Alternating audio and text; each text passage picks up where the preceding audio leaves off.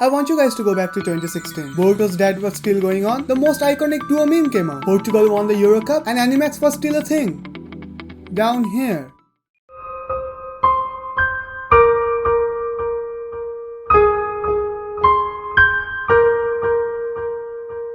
While I was watching Naruto on Animax, during the commercial break an ad about a new show popped up. It was about a boy who didn't have any powers, but he still wanted to become the greatest hero of all time. And I was like, this is another shonen, isn't it? My Hero Academia had just released, and after finishing season 1, I was like, this is actually a good show. Really? For those who have never heard of My Hero Academia or Boku no Hero Academia, or that time I ate a hair to become strong while breaking my bones over and over again, it was about a world where 80% of the population has superpowers or quirks, and because of that there exist heroes and villains. Of course, we follow this crybaby cinnamon roll called Izuku Midoriya, who wants to be like All Might, the greatest hero of all time. But as all shonen protagonists, he doesn't have any quirk to make that dream of his come true. At the beginning, he gets one of the most powerful quirks later on. So, we follow his journey of becoming the greatest hero of all time. Typical shonen. And that's what My Hero Academia does the best. It's not just shonen, it's shonen at its very core. Main protagonist wants to become strong? Check. He has a main rival who is way more powerful than him? Check. A cute, kind-hearted girl as his love interest? Check. He makes friends along the way even though he had none in the beginning, because evidently everyone in his previous schools were fucking dicks? Check. As the season progresses, the stakes are increased alongside with the power of the main characters? I don't even know why I bothered to check that. Fan service. No, there's no fan service in this show. Fan service. I said there are no fan service in this show. We get to see how this powerless kid goes through his journey and also influences people along the way. Now there are crazy fight scenes, an awesome soundtrack, but just that doesn't make this show good. What makes it so good? That it kind of feels relatable or simply real.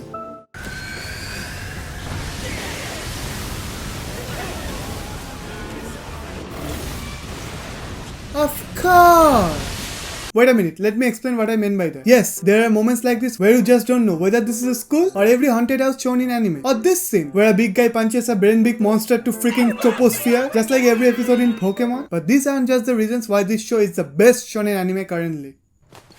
But these aren't just the reasons why this show is one of the best shonen anime currently. Now I won't be talking about the latest season, so you guys can watch this video freely without getting spoiled, at least for season 4. Season 1 introduced us to the characters, Yue and the League of Villains. We saw the development of Midoriya after meeting with All Might, not just in strength but as an overall character. I mean, look at this.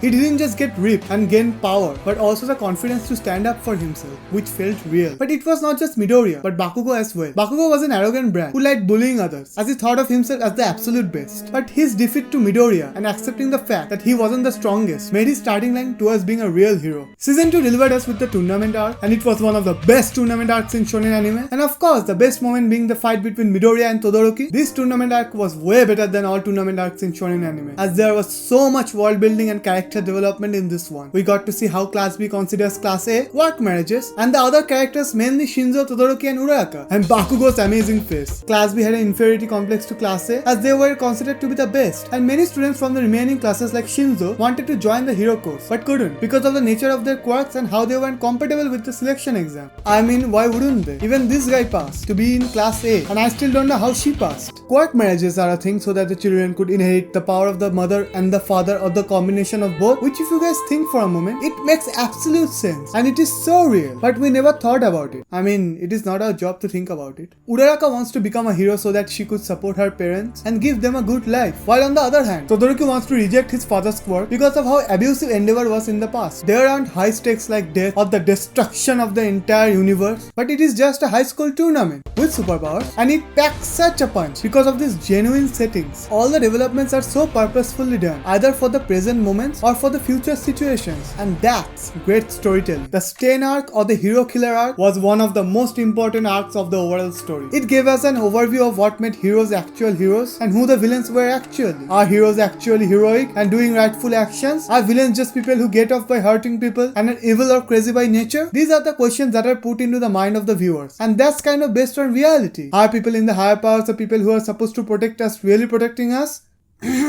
These are the points that are so relatable and are made simply with a sprinkle of quirks and awesome soundtrack. Season 3 was by far the best season regarding overall impact, from character developments to moments like this, to also this.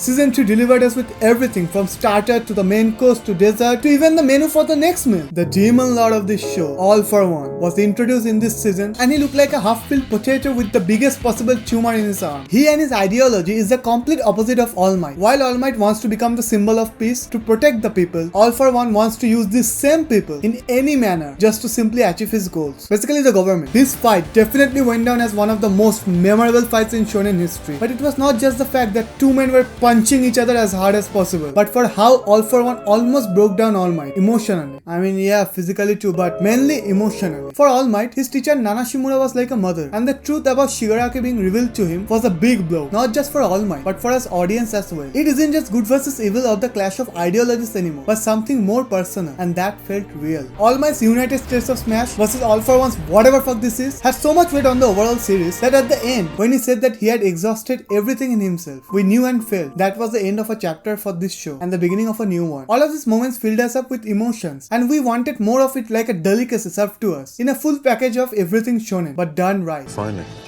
some good fucking shonen. These moments made me fall in love with shonen overall again. But even though these moments were effective and simply amazing, these weren't the most impactful moment for me. The most impactful moment for me was the first 2 episodes. Yeah, that's right. The first 2 episodes. We saw a boy who had a dream inspired by someone, but it got crumbled away simply by the fact that his body couldn't handle it. The entire world of his got destroyed to the point that even the closest person to him couldn't say that he would be able to achieve his dreams. And that's reality. Everyone around him, his classmates, his childhood friend, even his mother, couldn't think that he would be able to achieve his goals. And the final blow came when the person he looked up upon, the person that inspired his dream to begin with, also agreed that fact. And that's something that hit really hard because it was so real. And seeing him go through all of this, taking that first step, getting accepted, and for the first time his dream getting acknowledged was what made me feel so hyped up for the upcoming events. Yes, he gets one of the strongest powers later on, but the first step was taken by him, himself, even when everyone said he couldn't, and that felt real. Yes, this is an underdog story. Yes, this is a shonen. Yes, this is a superhero story. And yes, this is a show which has all the tropes of shonen story which we have seen so many times. But that doesn't make it anything less amazing. With all the developments in the manga so far, I'm honestly waiting for season 5, which has also been delayed because of the freaking virus, but hopefully they will be able to achieve what the manga could, or even more. And we could say for a fact that this show went beyond